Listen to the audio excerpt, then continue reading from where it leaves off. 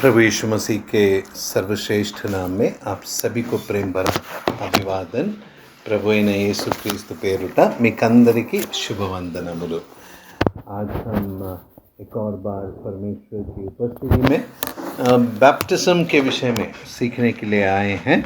మరొకసారి మనము దేవుని సన్నిధిలో बैप्टिज्म గురించి నేర్చుకోవడానికి వచ్చి ఉన్నాము।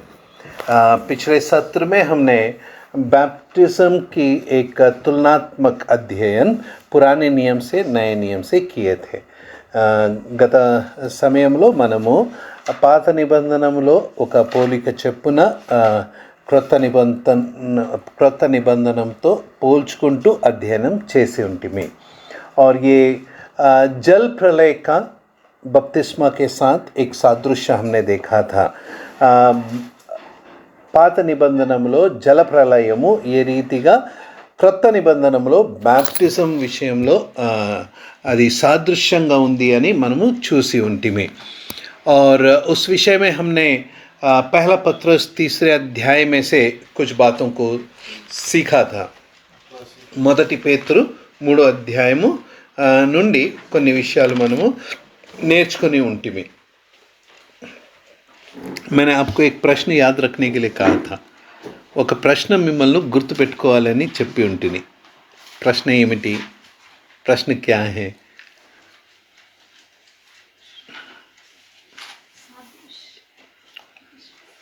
सादृश्य प्रश्न एट्लయితుంది? दृष्टांत वो प्रश्न कैसे होगा? मैंने बोला था कि एक प्रश्न आपको पूछना चाहिए। मैंने बीच में याद भी दिलाया था एक सत्र में। మీరు ఒక ప్రశ్న అడగాలి అని నేను మీకు గుర్తు కూడా చేపించి ఉంటి। ప్రార్థనా సభ में मैंने याद दिलाया था। ప్రార్థన కూడికలో నేను గుర్తు చేపించి ఉంటి, మీరు ఆ ప్రశ్న నన్ను అడగండి। वो प्रश्न मुझसे पूछिए क्योंकि आप भूल जाएंगे, इसलिए मैंने बोला था। याद दिलाओ।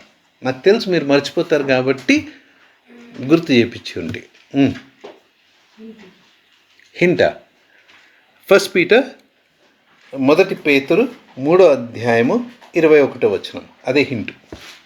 हिंट पहला पत्रस 3 अध्याय 21 वचन, वही हिंट है।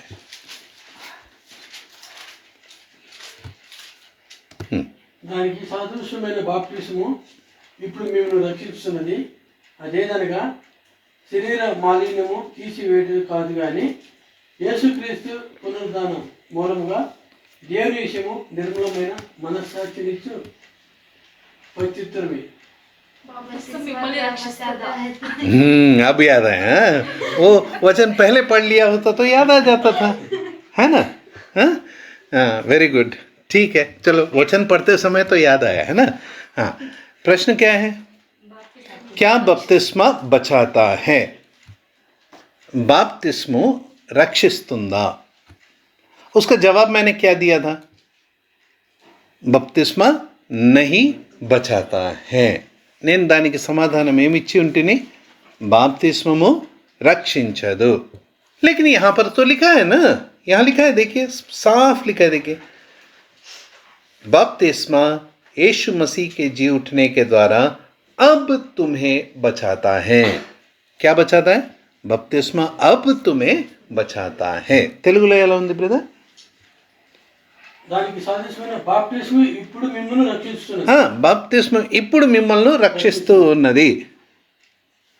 तो या तो बाइबल गलत है या मैं गलत हूं। कौन गलत है? బైబిల్ అన్నా తప్పు ఉండాలి, లేదా నేనన్నా తప్పు ఉండాలి। ఎవరు తప్పు? दोनों दोनों गलत है। दोनों गलत नहीं है। फिर ऐसे कैसे? बाइबल तो कहता है कि बपतिस्मा अब तुम्हें बचाता है, मैं कहता हूं बपतिस्मा नहीं बचाता है। दोनों विरोधाभास है ना, तो दोनों में से कोई एक सही होना चाहिए। నేనేం చెప్పినాను? బైబిల్ ఏం చెప్తున్నది? బాప్తిస్మం ఇప్పుడు మిమ్మల్ని రక్షిస్తుంది అంటున్నప్పుడు నేనేం చెప్తున్నాను? బాప్తిస్మము రక్షించదు అవునా? అలాదప్పుడు ఇవి రెండు ఒకదానికి ఒకటి వ్యతిరేకంగా ఉన్నప్పుడు రెండు సరిగ్గా ఎలా అవుతాయి? दोनों सही है क्योंकि हाँ, अब बपतिस्मा जैसे आप बोल रहे कि हाँ, वचन के अनुसार बपतिस्मा जो अभी जो रक्षण देगा उससे आगे लिखा है आगे नहीं। क्या? इसे शरीर से मेल दूर करने का अर्थ नहीं, परंतु शुद्ध विवेक से परमेश्वर की गोष्ठ में होने का अर्थ है। हाँ, वो ठीक है, मैं उस बात पे बिल्कुल भी तर्क नहीं कर रहा हूँ. ముందు రాయబడిన భాగానికి నేను ఎటువంటి వ్యతిరేకత చూపేయడం లేదు. जी उठने के द्वारा मतलब जैसे हम पानी में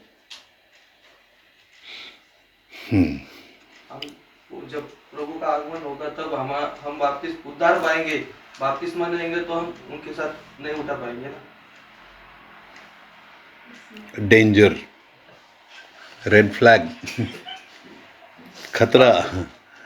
अगर प्रभु आने पर, अभी मान लीजिए प्रभु आ गया, ठीक है, हम लोग उठा लिए गए, तो क्या अखिला यहीं पे रह जाएगी?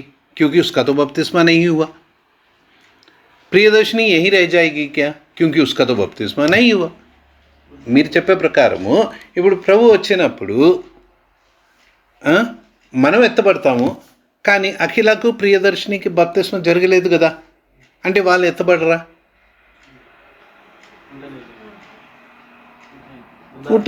उद्धार, उसका केवल एक ही ज़रूरत है, उद्धार पाया हुआ हर एक उठा लिया जाएगा. రక్షణ పొందిన వారు ప్రతి ఒక్కరూ ఎత్తబడతారు. उद्धार कैसे होता है? मन में विश्वास, मुंह से अंगीकार, है ना. रोमियों को लिखी गई पत्री 10वां अध्याय 9 और 10 वचन. ఎఫెసియోకు को लिखी गई पत्री 2रा अध्याय 8वां वचन. ఎఫెసియోలకు రాసిన పత్రిక 2వ అధ్యాయం 8వ వచనము. अनुग्रह ही से विश्वास के द्वारा तुम्हारा उद्धार हुआ है. రక్షణ విశ్వాసంతో జరిగి ఉన్నది, है ना. फिर यहां तो कह रहा है बपतिस्मा बचाता है.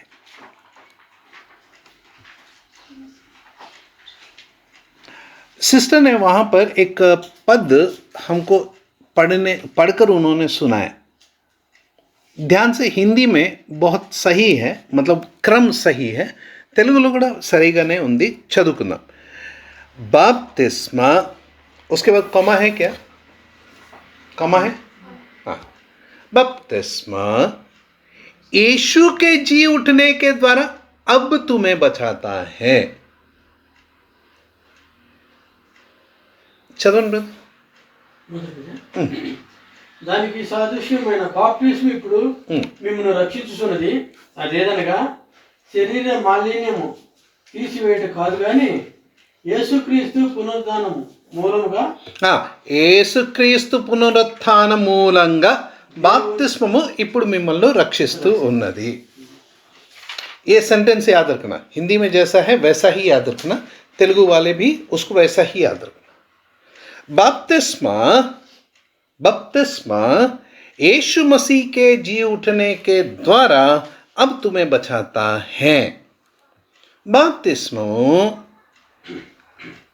క్రీస్తు యేసు పునరుత్థానము మూలముగా మిమ్మల్ని రక్షిస్తూ ఉన్నది. यहाँ जो बपतिस्मा लिखा है, ये बपतिस्मा हम जो पानी में डूब कर लेते हैं उस बपतिस्मा के बारे में नहीं है. ध्यान से सुनना है इसको. ఇక్కడ రాయబడిన బాప్తిస్మా మనము నీటిలో మునిగి తీసుకునే బాప్తిస్మా కాదు. ये बपतिस्मा प्रभु यीशु मसीह के द्वारा एक लिया हुआ बपतिस्मा है. ఇక్కడ రాయబడిన బాప్తిస్మము ప్రభు అయిన యేసుక్రీస్తు తీసుకునిన ఒక బాప్తిస్మం గురించి. अभी जो मैं बोल रहा हूं दोबारा दोहरा रहा हूं, इसको ध्यान से सुनना. इसमें एक ही शब्द है जो पूरा अंतर करने वाला है. నేను చెప్పే మాటను మళ్ళీ చెప్తున్నాను. దీంట్లో ఒకే ఒక పదం ఉంది, అది మొత్తం వ్యత్యాసం తెస్తుంది. జాగ్రత్తగా వినండి. प्रभु यीशु मसीह ने एक बपतिस्मा लिया जिसके द्वारा हम बच जाते हैं. ప్రభు అయిన యేసుక్రీస్తు ఒక బాప్తిస్మ తీసుకున్నాడు, ఆ బాప్తిస్మ మూలంగా మనము రక్షింపబడుతున్నాము. प्रभु यीशु मसीह ने वो एक बपतिस्मा कब लिया? ప్రభు అయిన యేసుక్రీస్తు ఆ ఒక్క బాప్తిస్మము ఎప్పుడు తీసుకున్నారు?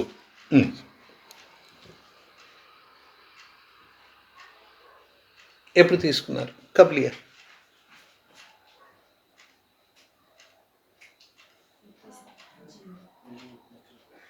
जी उठने के बाद बपतिस्मा लिया? हाँ? संसार में आके यूहन्ना ने जो बपतिस्मा दिया, मत्ती रचित सुसमाचार 3 अध्याय में, है ना? हमारा ध्यान वहीं जाता है, इसमें कोई गलती नहीं है. మన ధ్యానము అక్కడే వెళ్తుంది. ప్రభు అయిన యేసుక్రీస్తు యోహాన్ దగ్గర తీసుకున్న బాప్తిస్మ గురించే మనము ఆలోచిస్తాం. लेकिन मैंने विशेष रीति से कहा एक बपतिस्मा. कह सकता था बपतिस्मा, लेकिन मैंने कहा एक बपतिस्मा, मतलब एक विशेष बपतिस्मा प्रभु यीशु मसीह ने लिया.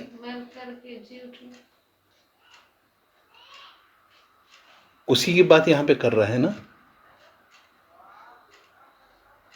ప్రభు యొక్క శిలువ పైన మరణము, తిరిగి లేయడము, అది ఒక బప్తిస్మా, ప్రత్యేకమైన బప్తిస్మా. प्रभु यीशु मसीह का क्रूस पर मरना, तीसरे दिन जी उठना, वो एक विशेष बपतिस्मा है. इसीलिए यहां पर उसका वर्णन है. అందుకోసమే దాని గురించి ఇక్కడ రాయబడి ఉన్నది. यहां पर बपतिस्मा का संबंध हमारे पानी में डूबने के बपतिस्मा के साथ नहीं है, लेकिन यहां पर बपतिस्मा का संबंध जो यहां बताया गया है, प्रभु यीशु मसीह का कलवरी के क्रूस पर मरना और जी उठना, उसके साथ है, बताया गया है. ఇక్కడ బాప్తిస్మ సంబంధము మనము నీటిలో మునిగి తీసుకునే బాప్తిస్మ కాదు, కానీ దాని సంబంధము సిలువ పైన మరణించి పునరుత్థానము పొందిన ప్రభు అయిన యేసుక్రీస్తు విషయంలో ఉన్నది. अब इसका जैसे हमने पिछले दिनों में भाई जेबी के द्वारा सीखा था, 3 बातें होना चाहिए. ఈ విషయంలో బ్రదర్ జేబీ చెప్పినట్లు 3 విషయాలు ఉండాలి. एक, प्रभु यीशु मसीह ने उसका प्रचार किया होना चाहिए. दूसरा, प्रेरितों ने उसका उल्लेख किया होना चाहिए. तीसरा, कलीसिया ने उसको सिखाया होना चाहिए, है ना. మొట్టమొదటిగా ప్రభువే దాన్ని నేర్పించి ఉండాలి. రెండవదిగా శిష్యులు దాన్ని నేర్పించి ఉండాలి. మూడవదిగా సంఘము దాన్ని స్వీకరించి ఉండాలి, है ना. तो प्रभु यीशु मसीह ने इस बपतिस्मा के बारे में कहाँ बताया? देखिए, मरकुस रचित सुसमाचार उसका 10वां अध्याय, मार्क सुवार्ता 10वां अध्यायము, यहाँ पर 35 से लेकर हमें आगे पढ़ना है. हम पूरा नहीं पढ़ने वाले हैं, एक विशेष वचन हम पढ़ने वाले हैं. ఇక్కడ మనము 35వ వచనము నుండి చదవబోతున్నాము. మొత్తం చదవము, కానీ ఇక్కడ ఒక ప్రత్యేకమైన పదము చదవబోతున్నాం. ठीक है. आइए आप मेरे साथ 38वां वचन पढ़ेंगे. वर्स 38, 38వ వచనము, मरकुस रचित सुसमाचार 10वां अध्याय 38 वचन, मार्क सुवार्ता 10వ अध्यायము 38వ వచనము. यीशु ने उनसे कहा, तुम नहीं जानते कि क्या मांगते हो. जो कटोरा मैं पीने पर हूँ, क्या तुम पी सकते हो? और जो बपतिस्मा मैं लेने पर हूँ, क्या तुम ले सकते हो? యేసు మీరేమి అడుగుతున్నారో మీకు తెలియదు. నేను త్రాగుతున్న గిన్నెలోనిది తాగుటైనను, నేను పొందుతున్న బాప్తిస్మము పొందుటైనను మీ చేత ఆగునా అని వారిని అడుగుగా, మా చేత ఆగునన్నది. हाँ, लूका रचित सुसमाचार 12वां अध्याय, यही बात दोबारा हम 50वें वचन में पढ़ते हैं. ఇదే విషయము మరి ఒకసారి మనము లూకా సువార్త 12వ అధ్యాయము 50వ వచనములో చదువుకుంటూ ఉన్నాం. लूका रचित सुसमाचार 12वां अध्याय 50 वचन, मुझे तो एक बपतिस्मा लेना है, और जब तक वह न हो ले तब तक मैं कैसे व्यथा में रहूंगा. అయితే నేను పొందవచ్చిన బాప్తిస్మం ఉన్నది అది నెరవేరు వరకు నేను ఎంతో ఇబ్బంది పడుతున్నాను. हाँ, इन दोनों वचनों को अगर आप गौर करेंगे, प्रभु यीशु मसीह अपने चेलों से ये बातें कह रहे हैं. గమనించినారంటే ఈ రెండు వాక్యములు ప్రభు అయిన యేసుక్రీస్తు శిష్యులతో మాట్లాడుతూ చెప్తూ ఉన్నారు. प्रभु यीशु मसीह के चेले कब बने? యూహన్నా के बपतिस्मा के बाद ना. ప్రభు అయిన యేసుక్రీస్తు శిష్యులు ఎప్పుడు వచ్చినారు? యోహాన్ నుంచి బప్తిస్మ పొందిన తర్వాత. फिर प्रभु कह रहे हैं दोनों वचनों में कि मैं बपतिस्मा लेने पर हूं.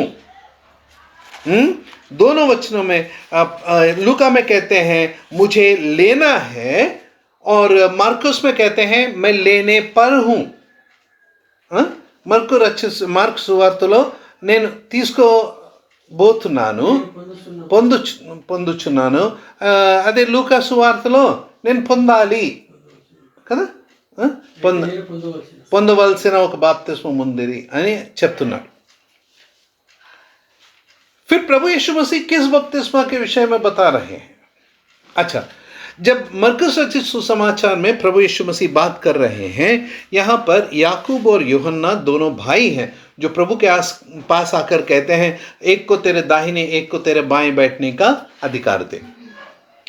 మార్క్ సువార్తలో యోహాను యాకోబు వీళ్ళిద్దరు అన్నదమ్ములు వచ్చి ప్రభువుని అడుగుతున్నారు, నీ కుడి పక్కన ఒకరు మరి ఎడం పక్కన ఒకరు కూర్చోడానికి అధికారం ఇమ్ము అని. प्रभु कहते हैं मैं जो कटोरा पीने पर हूँ क्या तुम पी सकते हो? मैं जो बपतिस्मा लेने पर हूँ क्या तुम ले सकते हो? वो कहते हैं हाँ हम पी सकते हैं, ले सकते हैं. प्रभु कहते हैं तुम कटोरा पी सकते हो, तुम बपतिस्मा लोगे भी, लेकिन मेरे दाहिने और बाएं बैठना ये मेरे अधिकार में नहीं है. तुम नहीं जानते कि ये मेरा काम नहीं है. వీరు అడిగినప్పుడు ప్రభు చెప్పిన సమాధానం ఏమంటే, నేను పాత్ర నుండి తాగబోతున్నాను, మీరు తాగుతారా? నేను ఒక బాప్తిస్మం తీసుకోవాల్సిన ఉంది, అది మీరు తీసుకుంటారా అంటే మీరు అంటారు అవును మేము చేస్తాము అంటే ప్రభు ఏమంటున్నారు, నేను తాగే పాత్ర నుంచి మీరు తాగుతారు, నేను తీసుకునే బాప్తిస్మం మీరు కూడా తీసుకుంటారు, కానీ నా కుడి పక్కన ఎడం పక్కన కూర్చోవాలి, ఆ అధికారం ఇచ్చేది నా పని కాదు అంటున్నారు. फिर प्रभु यहाँ पर किस कटोरे की बात कर रहे हैं? प्रभु किस बपतिस्मा की बात कर रहे हैं? उसी प्रकार लूका रचित सुसमाचार में जब आते हैं, प्रभु कहते हैं जब तक मैं वो बपतिस्मा न लूं तब तक कैसी व्यथा में रहूंगा. చదవండి కదా. అయితే నేను పొందవచ్చిన బాప్తిస్మం ఉన్నది అది నెరవేరే వరకు నేను ఎంతో ఇబ్బంది పడుతున్నాను, व्यथा में हूँ, दुख में हूँ. लूका रचित सुसमाचार 12 अध्याय और उसका 50 वचन. कैसे दुख में हूँ, कैसे व्यथा में हूँ, ఎంత ఇబ్బంది పడుతున్నానో. ये प्रभु यीशु मसीह के कलवरी की क्रूस की मृत्यु और पुनरुत्थान के विषय में प्रभु कह रहे हैं. वो दुख का कटोरा, न्याय का कटोरा प्रभु उस कलवरी के क्रूस पर पीने वाले हैं. उस कलवरी के क्रूस पर बपतिस्मा मतलब उनका मृत्यु और पुनरुत्थान होने वाला है. आ तीर्पु పాత్ర నుండి ప్రభు తాగబోతున్నాడు. ఆ శిలువమానుపై ఆయన మరణించి 3వ దినమున తిరిగి లేచి బాప్తిస్మము, అదే బాప్తిస్మము పొందబోతున్నాడు. ఆ శిలువ మరణము జరిగే వరకు ఆయన ఎంత ఇబ్బంది పడుతున్నాడు. उस कलवरी की क्रूस की मृत्यु को पाए बिना प्रभु कितना व्यथा में है, कितना तकलीफ में है, यहाँ पर प्रभु कह रहे हैं. वो आया उसके लिए है, ఆయన వచ్చింది ఆ పని కోసం, అది నెరవేర్చడానికి ఆయన ఎంత ఇబ్బంది పడుతున్నాడు. वो पूरा ना होगा तो वो किसी व्यथा में है. प्रभु यीशु मसीह का वह मृत्यु और पुनरुत्थान हमारे उद्धार का बुनियाद है. ప్రభు అయిన యేసుక్రీస్తు యొక్క శిలువ మరణము, ఆయన పునరుత్థానము మన రక్షణకు పునాది. प्रभु यीशु मसीह का मरना, जी उठना, यह बपतिस्मा है जो प्रभु ने कलवरी के क्रूस पर लिया. ప్రభు యేసుక్రీస్తు మరణము, తిరిగి లేయడము, శిలువ పైన ఆయన తీసుకునిన బాప్తిస్మము. ये आपको समझ में आया? अब बपतिस्मा का मतलब क्या है? ఇప్పుడు बैप्टिज्म అంటే ఏమర్థం? डूबने का मतलब मरना है. ऊपर आने का मतलब है जी उठना. బ్యాప్టిజంలో మునిగిపోవడము అంటే మరణించడము. నీటి నుండి బయటికి రావడం అంటే జీవించడము. अब हम दूसरे दृष्टांत की ओर जाने वाले हैं. ఇప్పుడు మనము రెండో సాదృశ్యం వైపు వెళ్ళబోతున్నాము. हमने पहले दृष्टांत को देखा उत्पत्ति में, जो हमें उस जल प्रलय में दिखाई देता है. మొదటి సాదృశ్యము నోవా దినాలలో వచ్చిన జల ప్రళయంలో మనం చూచి ఉన్నాము. अब हम दूसरा दृष्टांत देखने वाले हैं. మనం ఇప్పుడు రెండో దృష్టాంతము సాదృశ్యమును చూడబోతున్నాము. आइए मेरे साथ निर्गमन की पुस्तक में जाएंगे और उसका 14वां अध्याय निकालेंगे.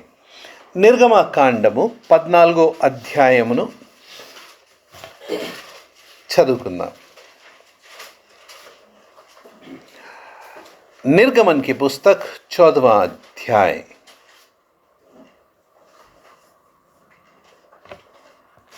और उसका हम 15 वचन से लेकर 18 वचन पढ़ेंगे, या नहीं तो एक ठीक है 15 से लेकर 18 वचन तक पढ़ेंगे. 15వ వచనం నుండి 18వ వచనం వరకు చదువుకుందాం. तब यहोवा ने मूसा से कहा, तू क्यों मेरी दुहाई दे रहा है? इस्राएलियों को आज्ञा दे कि यहाँ से कूच करें, और तू अपनी लाठी उठाकर अपना हाथ समुद्र के ऊपर बढ़ा, और वह 2 भाग हो जाएगा. तब इस्राएली समुद्र के बीच होकर स्थल ही स्थल पर चले जाएंगे. और सुन, मैं आप मिस्रियों के मन को कठोर करता हूँ, और वे वहाँ भी उनका पीछा करेंगे. तब फिरौन और उसकी सारी सेना और रथों और सवारों का विनाश द्वारा मेरी महिमा होगी. और जब फिरौन और उसके रथों और सवारों पर विजय द्वारा मेरी महिमा होगी, तब मिस्री जान लेंगे कि मैं यहोवा हूँ. అంతలో యెహోవా మోషేతో, నీవేళ నాకు మొరపెడుచున్నావు? సాగిపోడి అని ఇశ్రాయేలుతో చెప్పుము. నీవు నీ కర్రనెత్తి ఆ సముద్రం వైపు నీ చేయి సాపి దాన్ని పాయలుగా చేయము. అప్పుడు ఇశ్రాయేలు సముద్రము మధ్యను ఆరిన నేల మీద నడిచిపోవద్దు. ఇదిగో నేనే ఐగుప్తీయుల హృదయములను కఠినపరుచుదును, వారి విని తరుముదురు. నేను ఫరో వలనను అతని సమస్త సేవలను, అతని రథముల వలన, అతని గుర్రము రౌతుల వలనను నాకు మహిమ తెచ్చుకుందును.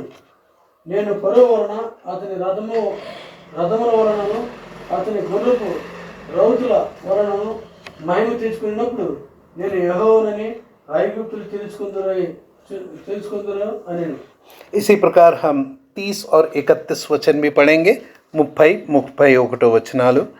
इस प्रकार यहोवा ने उस दिन इसराइलियों को मिस्रियों के वश से छुड़ाया, और इसराइलियों ने मिस्रियों को समुद्र के तट पर मरे पड़े हुए देखा. और यहोवा ने मिस्रियों पर जो अपना पराक्रम दिखलाया, उसको देखकर इसराइलियों ने यहोवा का भय माना, और यहोवा पर और उसके दास मूसा पर भी विश्वास किया. ఆ దినమున యెహోవా ఐగుప్తుల చేతిలో నుండి ఇశ్రాయేలును రక్షించెను. ఇశ్రాయేలు చచ్చిన ఐగుప్తులను సముద్ర తీరంలో చూసింది. యెహోవా ఇశ్రాయేలుకు చేసిన గొప్ప కార్యమును ఇశ్రాయేలు చూసిరి కనుక ఆ ప్రజలు యెహోవాకు భయపడి యెహోవా యందును ఆయన సేవకుడైన మోషే యందును నమ్మకం ఉంచిరి. आइए मेरे साथ करंथियों को लिखी गई पौलुस की पहली पत्री 10वां अध्याय और उसके पहले 2 वचन पढ़ेंगे. करंथियुలకు రాసిన మొదటి పత్రిక 10వ అధ్యాయము మొదటి 2 వచనాలు మనము చదువుకుందాం. हे भाइयों, मैं नहीं चाहता कि तुम इस बात से अनजान रहो कि हमारे सब बाप दादे बादल के नीचे थे और सब के सब समुद्र के बीच से पार हो गए और सब ने बादल में और समुद्र में मूसा का बपतिस्मा लिया. సహోదరులారా, ఈ సంగతి మీకు తెలియకుండా నాకు ఇష్టం లేదు. అదేదనగా మన పితరులందరూ మేఘం క్రింద నుండి వారందరిని సముద్రంలో నడిచిపోయారు. అందరిని మోసేను బట్టి మేఘంలోను సముద్రంలోను బాప్తిసం పొందిరి. इसी प्रकार हम 11वां वचन भी पढ़ेंगे. 11वां वचनमु, परंतु ये सब बातें जो उन पर पड़ी दृष्टांत की रीति पर थी और वे हमारी चेतावनी के लिए जो जगत के अंतिम समय में रहते हैं लिखी गई है. ఈ సంగతులు దృష్టాంతములుగా వారికి సంభవించి యుగంతమందున మనకు బుద్ధి కలుగుటకై రాయబడేది. सबसे पहली बात हम यहाँ पर स्पष्ट रीति से देख रहे हैं कि पुराने नियम में जो कुछ भी इस्राएल पर घटा है वो हमारे लिए एक दृष्टांत है ताकि हम उससे చేతావని పా సకే. మొట్టమొదటిగా మనము గమనించాల్సిన విషయము, పాత నిబంధనలో ఇస్రాయెల్ పైన జరిగిన ప్రతి ఒక్క సంఘటన మన కోసము ఒక దృష్టాంతము, అది మనకు ఒక హెచ్చరిక కోసము. इसीलिए पुराना नियम भी पढ़ना हमारे लिए बहुत ज़रूरी है. అందుకోసమే పాత నిబంధనం కూడా చదవడము మనకు చాలా అవసరము. यहाँ पर दृष्टांत क्या है? ఇక్కడ దృష్టాంతం ఏమున్నది? मूसा का बपतिस्मा करके हम दूसरे वचन में पढ़ रहे हैं. మోషే బాప్తిస్మా చదవండి కదా, 2వ వచనము. అందరూ మోషేను బట్టి మేఘంలోను సముద్రంలోను బాప్తిస్మం పొందిరి. మోషేను బట్టి బాప్తిస్మము పొందిరి. मूसा का बपतिस्मा लिया. अब इसमें से हमारे लिए क्या चेतावनी है और सीखने के लिए क्या है? ఇప్పుడు ఇక్కడ నుండి మనం నేర్చుకోవాల్సిన విషయం ఏముంది? कल हम लोग बात कर रहे थे ना, पुराने नियम का अर्थ अगर समझना है तो उसके ठीक ढंग से समझने के लिए कहाँ जाना है? नए नियम में आना है. పాత నిబంధనలో మనం ఏదైతే చదువుతున్నామో దానికి సరైన అర్థం కనుక్కోవాలి అంటే ఎక్కడ రావాలి? మనము క్రొత్త నిబంధనలో రావాలి. पुराने नियम में जो घट रहा है वो एक घटना जैसा ही हमें दिखाई देगा, एक कहानी के जैसे दिखाई देगा. పాత నిబంధనలో జరిగే సంఘటన ఒక కథలాగా మనకు అనిపిస్తుంది, ఒక సంఘటన అంతే కదా.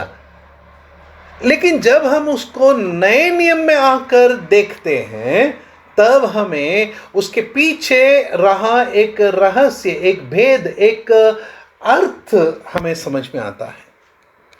క్రొత్త నిబంధనలో వచ్చి ఆ సంగతిని చూసినప్పుడు అక్కడ ఒక రహస్యము, ఒక భేదము, ఒక సత్యము, దాని యొక్క అర్థము మనకు తెలుస్తుంది.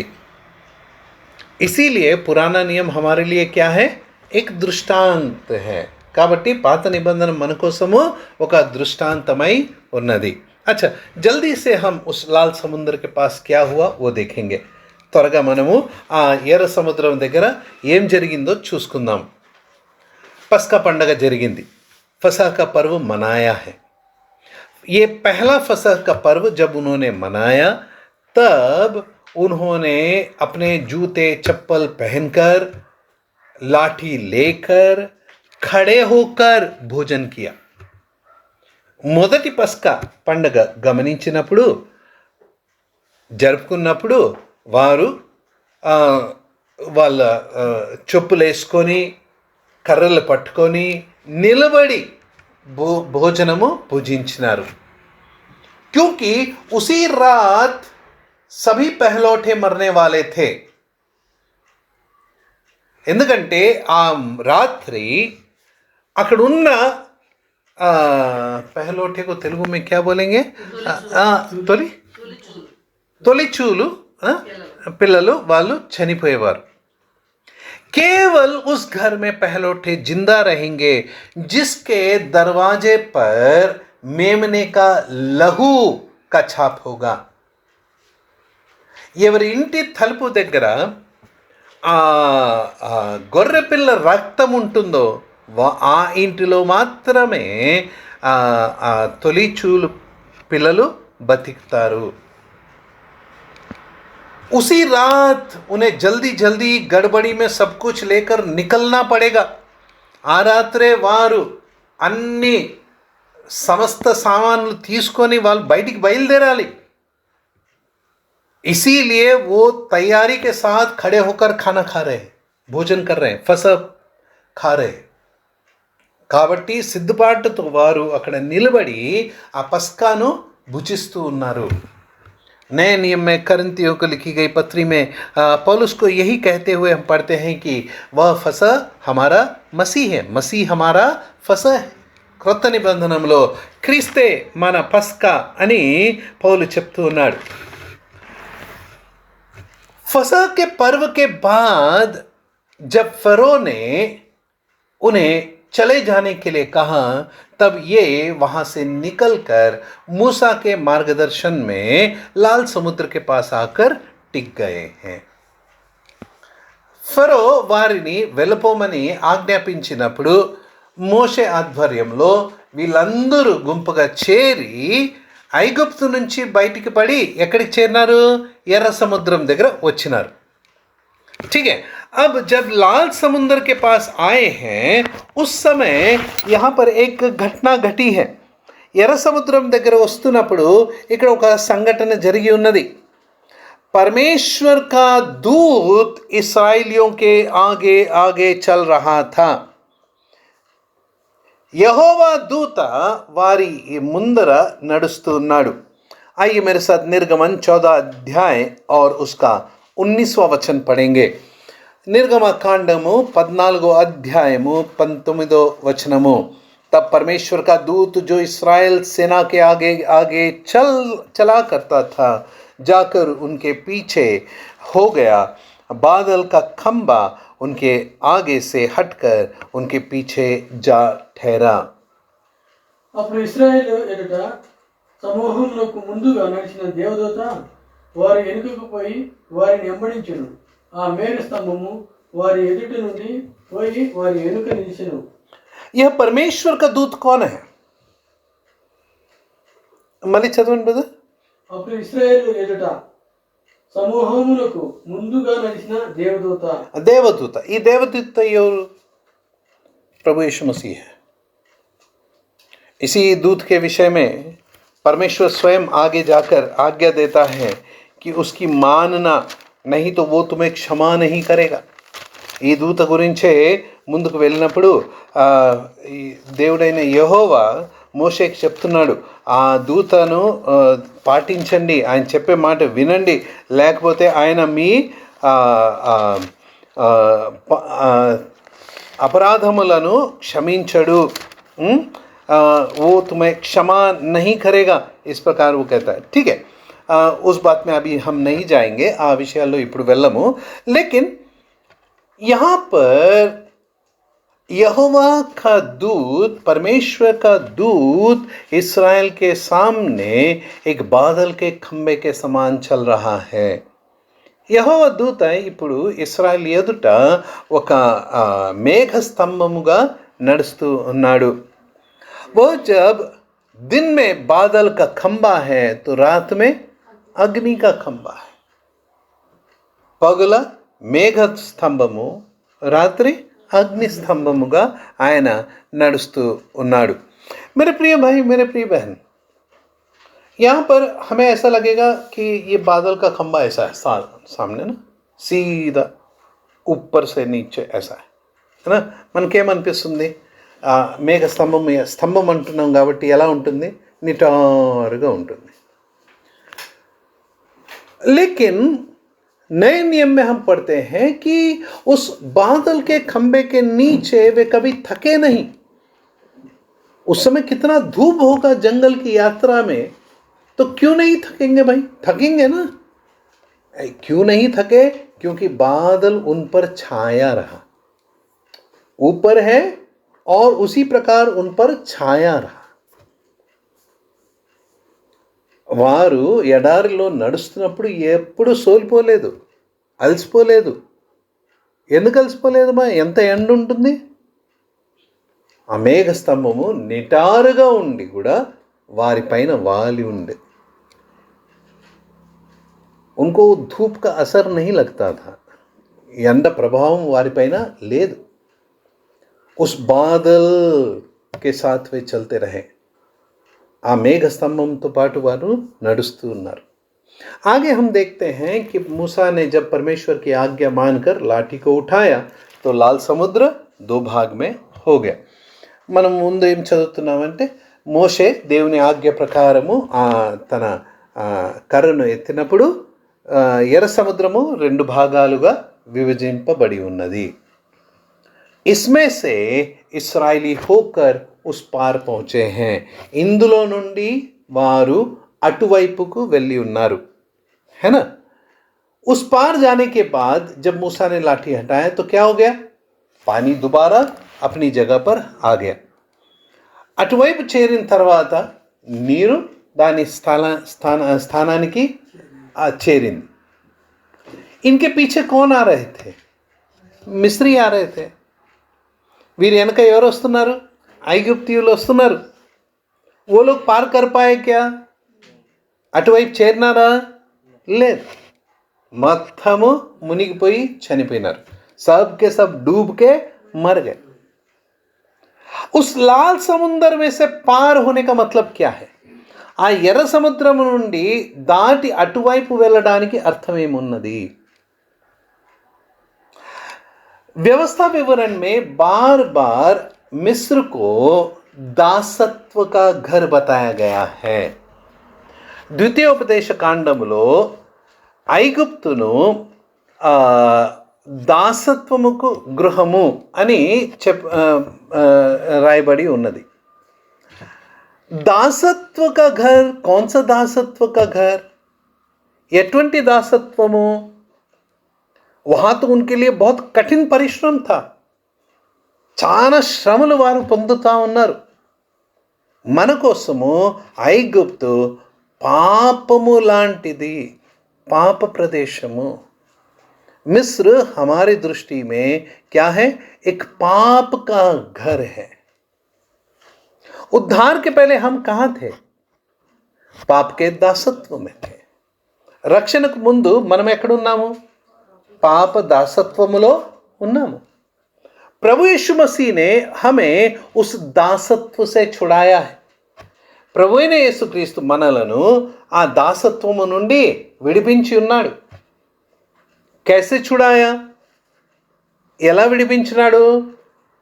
वो हमारा फसा है, ఆయన మన పస్కా. उसके मृत्यु के द्वारा उसके लहू पर, उसके उस पर विश्वास करने वाले के हृदय पर लहू का छिड़काव हुआ है. ఆయన మరణం ద్వారా ఆయన పైన మనము విశ్వాసం ఉంచినప్పుడు మన హృదయాల పైన ఆయన రక్తము ప్రోక్షింపబడి ఉన్నది. उस छिड़काव को लेकर हम उद्धार पाए हैं. ఆ రక్తము మనము పొంది ఏం పొందినామా, రక్షణ పొందినాము. इसका ये मैं एक दृष्टांत की रूप में कह रहा हूँ. मैं ఇది ఒక సాదృశ్యంగా చెప్తున్నాను. రక్షణ పొందినప్పుడు నిజంగా వచ్చి యేసుక్రీస్తు రక్తం మీ పైన చల్లరు కదా. उद्धार पाते समय सचमुच में आकर कोई लहू आप पर नहीं छिड़केगा. एक दृष्टांत है, ఇది ఒక సాదృశ్యం. अब प्रभु हमारा फसा है, इसीलिए हम उद्धार पाए. ప్రభు మన పస్కా కాబట్టి ఇప్పుడు మనము రక్షింపబడి ఉన్నాము. ध्यान देना, यहाँ पर वे ఇస్రాయేలీ छूटकर आज़ाद हो गए हैं. ఇస్రాయేలీయులు విడిపింపబడి स्वतंत्रలై ఉన్నారు. हम भी पाप के दासत्व से छुटकारा पाकर स्वतंत्र हुए हैं. अब हम विश्वासी हैं. हम कौन है? विश्वासी हैं. ये कौन है? విశ్వాసీ है. మనం కూడా పాప దాసత్వం నుండి విడిపింపబడి ఏమైనాము? స్వతంత్రులైనాము. ఇప్పుడు మనం విశ్వాసులము. ఈమె కూడా విశ్వాసినే. समझ में? सभी विश्वासी हैं. कौन है हम? विश्वासी हैं. लेकिन अभी भी पाप हमारा पीछा कर रहा है. ఇప్పుడు కూడా పాపము మనల్ని వెంటాడుతూ ఉన్నది. ఇస్రాయేలిयों के पीछे ఫరో और उसकी सेना पड़ी थी. ఇస్రాయేలీయుల వెనక ఫరో తన సైన్యం ఉన్నది. उसी प्रकार हमारे पीछे भी पाप पड़ा हुआ है. అదే విధంగా పాపము కూడా ఇప్పుడు మనలను వెంటాడుతూ ఉన్నది.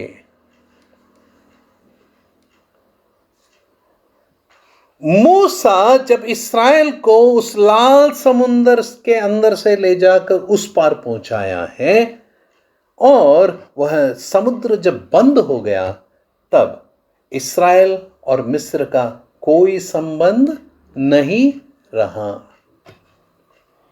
మోషే ఎప్పుడైతే ఇశ్రాయేలీయులను ఆ ఎర్ర సముద్రం దాటించినాడో ఇప్పుడు వారికి ఐగుప్తుకు ఎటువంటి సంబంధము లేదు.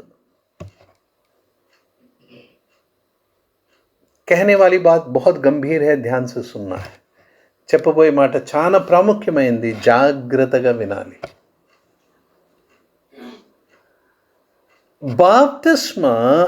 बैप्टिज्म हमारे उद्धार को समझा रहा है.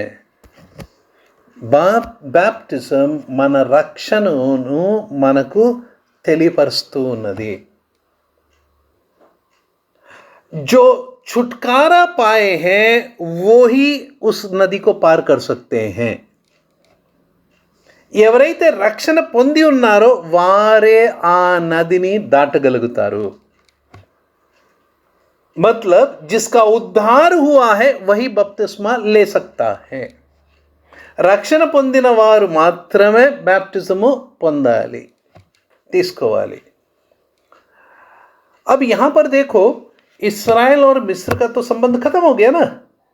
मतलब क्या बैप्टिज्म के बाद हमारा और पाप का संबंध खत्म हो गया?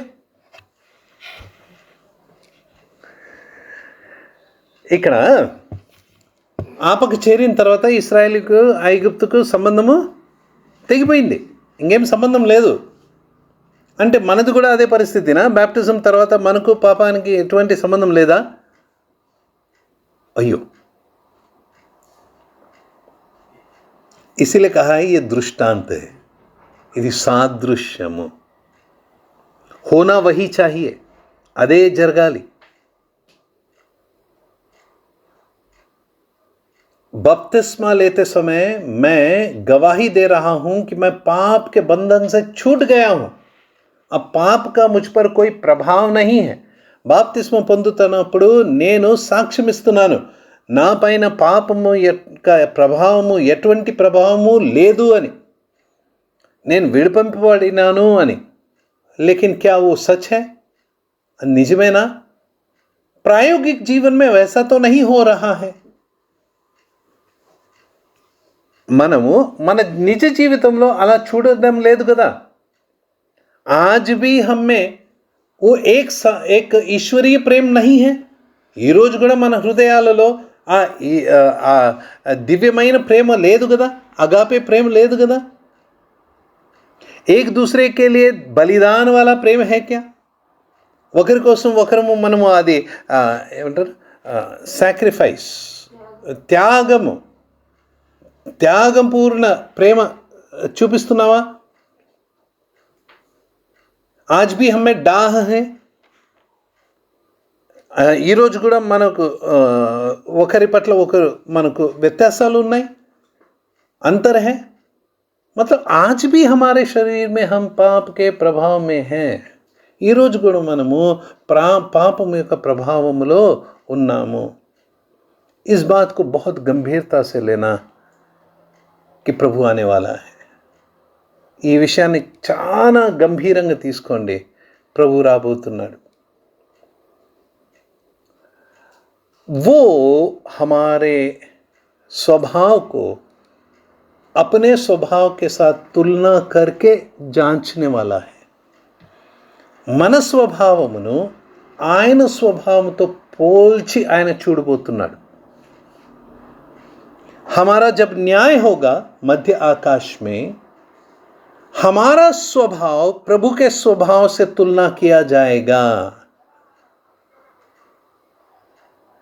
ఆ మధ్య ఆకాశంలో ఆయన తీర్పు సింహాసనం ఎదుట ఉన్నప్పుడు మన స్వభావమును ఆయన స్వభావముతో పోలుస్తారు. जहां उसका स्वभाव मेरे जीवन में नहीं है, उसका मुझे खामियाजा भुगतना पड़ेगा. ఎక్కడైతే ఏ విషయంలో నేను ఆయన పోలికను కలిగి లేకుండా ఉంటే ఆ విషయంలో నేను నష్టపోతాను. దండ నహీ హై, కంగ్రాచులేషన్స్, బధాయి హో. అక్కడ ఎటువంటి తీర్పు అంటే శిక్షా విధి లేదు. మంచిది కదా, కంగ్రాచులేషన్స్. కానీ वहाँ पर हम बहुत कुछ खोने वाले हैं. కానీ అక్కడ మనం ఎంతో నష్టపోతున్నాం. मैं बहुत गंभीरता के साथ कहता हूँ. ఇది నేను చాలా గంభీరంగా చెప్తున్నాను. प्रभु के सामने जब हम खड़े होंगे, हम सब बहुत कुछ खोने वाले हैं. దేవుని ఎదుట నిలిచి ఉన్నప్పుడు మనమందరము ఎంతో కోల్పోతాం. प्रभु का स्वभाव मुझ में होना चाहिए. ప్రభు యొక్క స్వభావము నాలో ఉండాలి. प्रभु का स्वभाव मुझ में कैसा हो? ప్రభు యొక్క స్వభావం నాలో ఎలా ఉండాలి? ప్రతి ఒక్క ఆలోచనను, हर एक विचार उसको मसीह के अधीन में करना है. ప్రతి ఒక్క ఆలోచనను క్రీస్తుకు అధీనంలో చేయాలి. बाइबल सिर्फ पढ़ने के लिए नहीं है, अच्छा मानने के लिए नहीं है. బైబిల్ కేవలం చదివి మంచిది అనిపించుకునేది కాదు, పాటించాలి. प्रभु यीशु मसीह कहते हैं, यदि तेरे भाई के हृदय में तेरे लिए कोई मतभेद है तो जाकर उससे मेल मिलाप कर. ప్రభు ఏమంటున్నాడు? నీ సహోదరుని హృదయములో నీ గురించి ఏమన్నా ఉంటే నువ్వేం చేయాలి? వెళ్ళి అతనితో बोलने में जल्दबाजी नहीं करना है. ये चेतावनी लेके रखो. जब तक मुझे मालूम नहीं है, बोलने में जल्दबाजी नहीं करना है. याकूब की पत्री क्या कहता है? पहला अध्याय 19 वचन. याकूब पत्रिక మొదటి అధ్యాయం 19వ వచనం ఏమంటుంది? बोलने में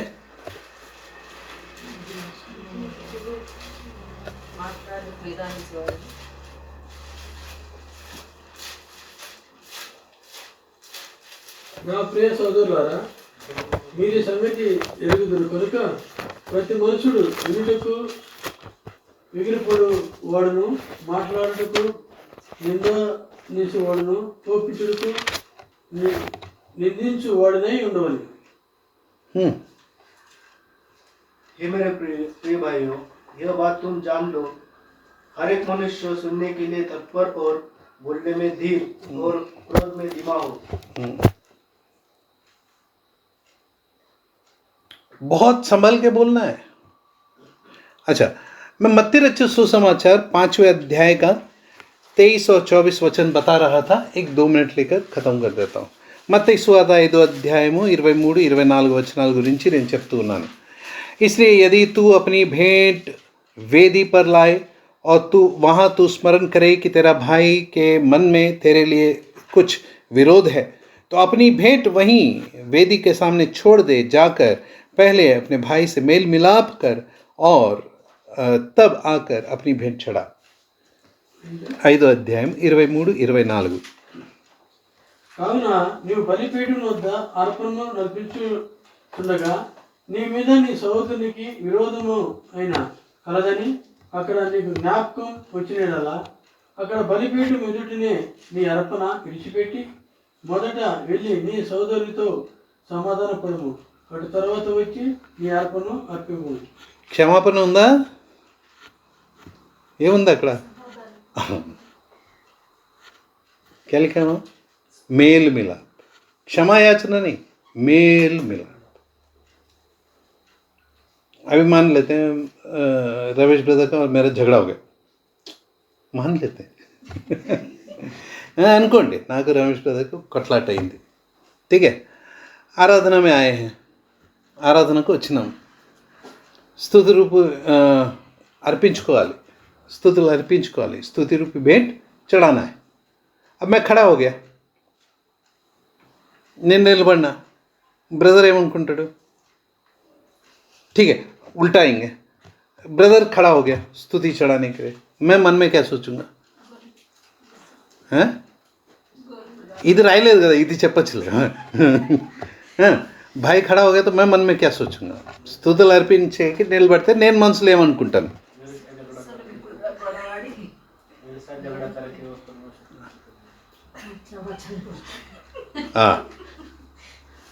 स्वर्गीय पिताजी, आपने हमारे पापों को क्षमा किया. अच्छा, ओहो, समझ रहे? ఆయన ఏమో స్తుతులు చెల్లించుకుంటా అన్నాడు పాపము. ప్రభువా, మా పాపములను నీవు క్షమించి ఉన్నావు. ఇక్కడ నేనేం చేస్తున్నా? ఓ ఆహా, అరే వా అనుకుంటున్నానా? అంటే ఆయన విరుద్ధంగా నా మనసులో ఏముంది? ఆయన కోసం నా మనసులో ఏముంది? విరోధం ఉంది. उनके लिए मेरे मन में क्या है? विरोध है. हमारे छोटे छोटे व्यवहार, छोटी छोटी बातें हम नहीं देख सकते हैं एक दूसरे के बारे में, वो देखता है. మనం ఒకరి గురించి ఒకరు మాట్లాడేటప్పుడు, వ్యవహరించేటప్పుడు చిన్న చిన్న విషయాలు మనం చూడలేము, ఆయన చూస్తున్నాడు. ఆయన ఏమంటున్నాడు? वो क्या कह रहा है? स्तुति रूपी भेंट बंद कर पहले. किसको बोला? कौन चढ़ा रहा है? रमेश. अभी उल्टा कर देंगे, अभी यहाँ पे उल्टा आ जाएंगे. నేను స్తుతులు అర్పించుకుంటున్నాను, मैं स्तुति रूपी भेंट चढ़ा रहा हूँ. రమేష్ బ్రదర్ के मन में मेरे लिए विरोध है. రమేష్ బ్రదర్ హృదయంలో నా కోసం ఏముంది? విరోధం ఉంది. ప్రభువు చెప్పే మాట, मैं नहीं कह रहा हूँ ना, कौन कह रहा है? प्रभु ने जो कहा है वो क्या कह रहा है? बंद कर. ప్రభు చెప్పే మాట ఇది, నోరు ముయ్యి. అదే అన్నాడు. प्रभु ने क्या कहा? मुंह बंद कर. वहाँ लिखा, क्या लिखा है देखो, तो अपनी भेंट वहीं वेदी के सामने छोड़ दे. मतलब क्या बोला? अभी हमारे पास क्या है? स्तुति रूपी भेंट चढ़ा रहे ना, तो प्रभु ने क्या बोला? वहीं छोड़ दे, मतलब मुंह बंद कर. प्रभु मेरे से क्या बोल रहा है? జాన్సన్ मुंह बंद कर. ప్రభు ఏం చెప్తున్నాడు? జాన్సన్ నోరు ముయ్. पहले जाकर उस भाई के साथ मेल मिलाप कर. వెళ్ళి ముందు ఆ సహోదరుతో ఏం చేయాలి? సమాధానము పడు. मेरे प्रिय भाई, मेरे प्रिय बहन, जिस दिन हम एक दूसरे से खुले मन से क्षमा मांगने लगेंगे, उस दिन हम ये काम कर पाएंगे. ఏ రోజైతే మనము ఒకరిని ఒకరు పట్టుకొని సరైన మనసుతో నన్ను క్షమించు, మనం కలిసిమెలిసి ఉందాము, సమాధానం పడదాము అని అన్నప్పుడు ఈ మాట నెరవేరుతుంది. उस दिन सचमुच में परमेश्वर 100% हमारी आराधना स्वीकार करेगा. ఆ రోజు దేవుడు 100% మన ఆరాధనను స్వీకరిస్తాడు. वहां शुरुआत होगा प्रभु का स्वभाव में बदलना. అక్కడ మొదలవుతుంది ప్రభు యొక్క స్వభావములో మారడము. एक भाई को देखते समय मेरी दृष्टि में क्या है? क्या मैं उसे सच्चे मन से देख रहा हूं या उस भाई के विरुद्ध मेरे मन में कुछ है?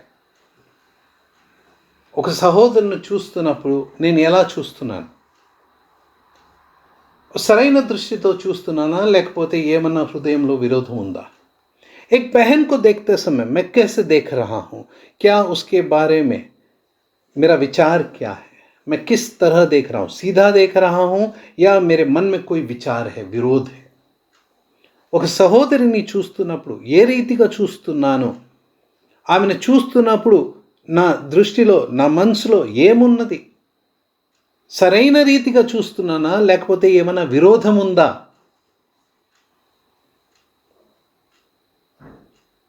ये विरोध कैसा भी क्यों ना हो, यह हमें प्रभु के स्वभाव में बदलने में रोक रहा है. ఈ విరోధం ఎలాంటిదైనా ఇది ప్రభు యొక్క స్వభావంలో మారడానికి మనలను ఆపుతూ ఉన్నది. उसने जो कुछ भी किया है जिम्मेदारी तेरी है. ఆయన ఏం చేసినా బాధ్యత నీది, సమాధానం పడే బాధ్యత నీది.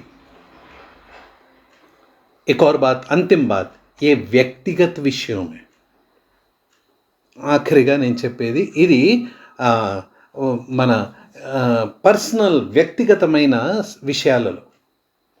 कलीसिया की दृष्टि में जब कोई पाप होता है तब उसका व्यवहार एकदम अलग होगा, ऐसा नहीं होगा. సంఘం విషయంలో ఏమైనా పొరపాటు జరిగినప్పుడు ఇటువంటి వ్యవహారం ఉండదు, అక్కడ వ్యవహారం మారిపోవాలి. उसके विषय में और भी हम जब नेतृत्व सीख रहे हैं उन विषयों को भी सीखेंगे, लेकिन हर एक व्यक्तिगत विषय में आज प्रार्थना करने बैठा भाई रवि के लिए प्रार्थना कर रहा हूं. मुंह खोल के प्रार्थना करने से पहले भाई रवि के बारे में मैं क्या सोचता हूं वो मेरे मन में रहना चाहिए. मैं जो बोल रहा हूं, मैं जो सोच रहा हूं, दोनों में तालमेल होना चाहिए, है ना. कल ही हमने देखा रोमियो को लिखी गई पत्री में क्या देखा? ऊंची बात, निचला चाल चलन, है ना. बहन सरला के बारे में मैं जब सोच रहा हूं, प्रार्थना कर रहा हूं, मेरे मन में विचार क्या है और मैं क्या बोल रहा हूं, तालमेल है क्या? अगर वो तालमेल नहीं है तो मुझे क्या करना है? पहले मेल मिलाप करना है. सिस्टर अखिला बच्ची है, छोटी है, उसको क्या मालूम है, कुछ नहीं आता उसको. क्या है मेरे मन में? क्या है मेरे मन में? विरोध है. मैं कैसे उसके लिए प्रार्थना करूंगा? समझ रहे आप मेरी बात? तो मुझे क्या करना है? मेल मिलाप. जिस दिन सच में ऐसा व्यवहार रखते हुए, मन ऐसा विचार रखते हुए मैं अपने आप को पाऊंगा, मैं जाकर अखिला का हाथ पकड़कर सिस्टर मुझे क्षमा करना, मैंने ऐसा विचार आपके लिए रखा है, वो जब करूंगा तब मैं प्रभु के स्वरूप में बदलूंगा. बपतिस्मा सिर्फ दिखाने के लिए नहीं है, एक इसका बहुत गहरा अर्थ है. हम पाप के बंधन से छूटे हैं, उसके प्रभाव से क्यों नहीं छूटे, ये सवाल है. प्रभु हमारी सहायता करें.